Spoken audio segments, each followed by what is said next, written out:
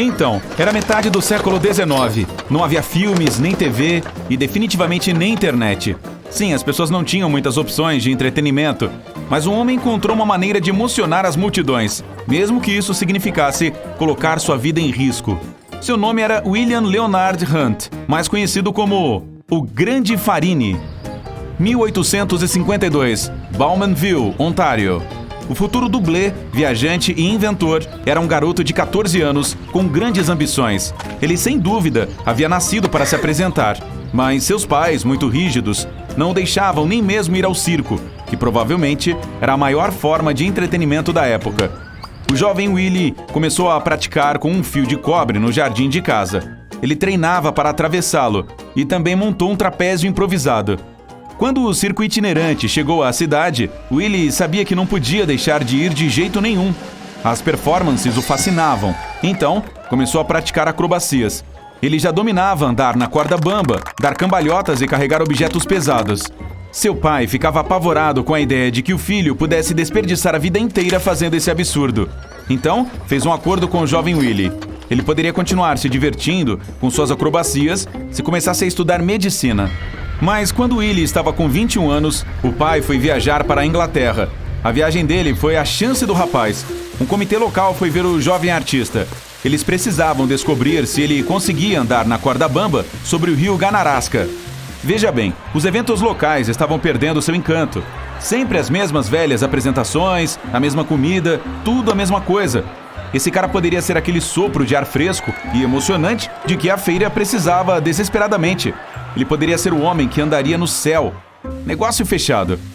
William Hunt teve um desempenho incrível e só precisava de um nome para fazer jus à façanha e deixar uma marca na mente das pessoas.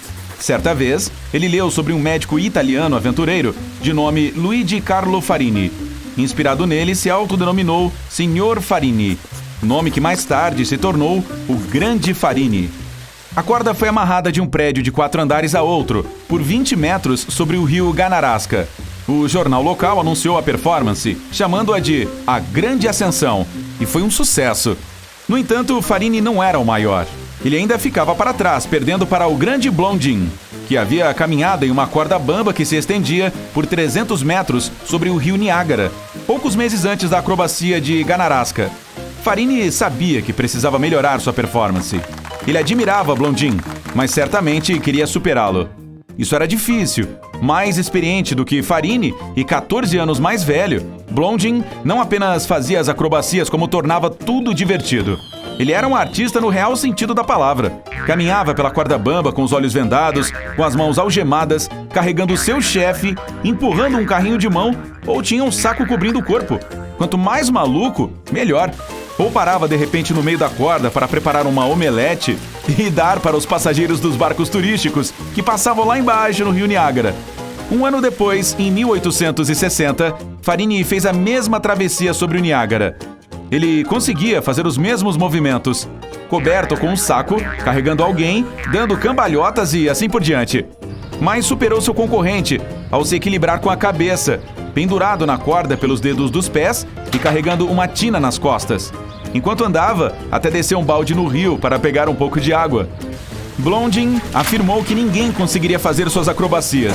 Então, o Sr. Farini desafiou seu ídolo várias vezes, querendo competir sobre o Niágara. Mas o grande Blondin nunca aceitou nenhum desses desafios. Um deles seria Farini carregar Blondin até a metade da corda e vice-versa no resto do caminho. Não importa o que Farini fizesse, ele nunca conseguia sair da sombra do grande Blondin, que era o número 1, mesmo aos olhos da realeza. O príncipe de Gales e futuro rei da Inglaterra ficou maravilhado com a atuação de Blondin e esnobou Farini.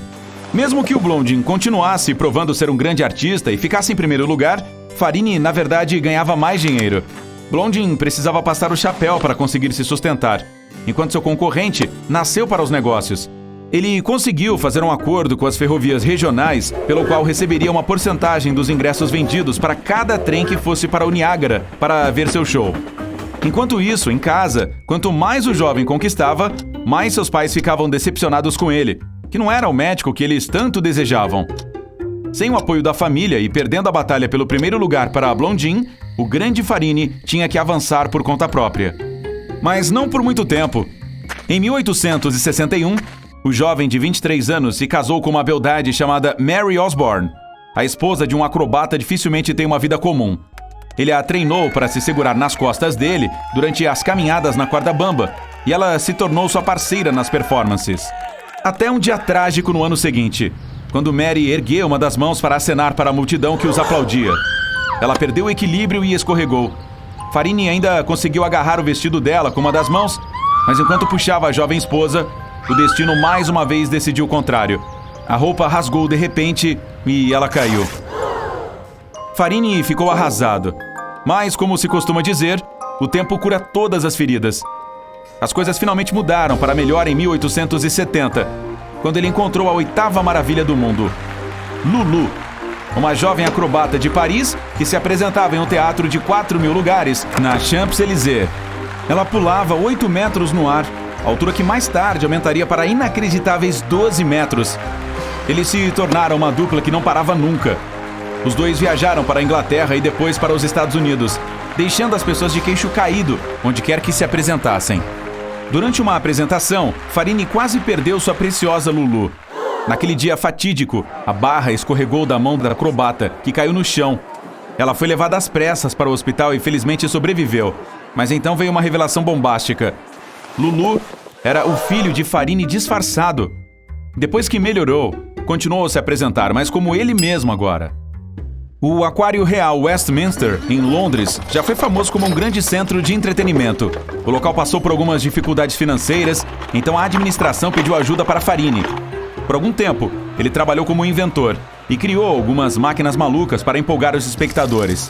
Fez e patenteou o primeiro canhão capaz de atirar as pessoas para o alto. Sua bala de canhão humana era uma mulher chamada Zazel. Em pouco tempo, ela ficou tão famosa quanto Lulu. Eles logo partiram para a América para se juntar ao maior espetáculo da Terra.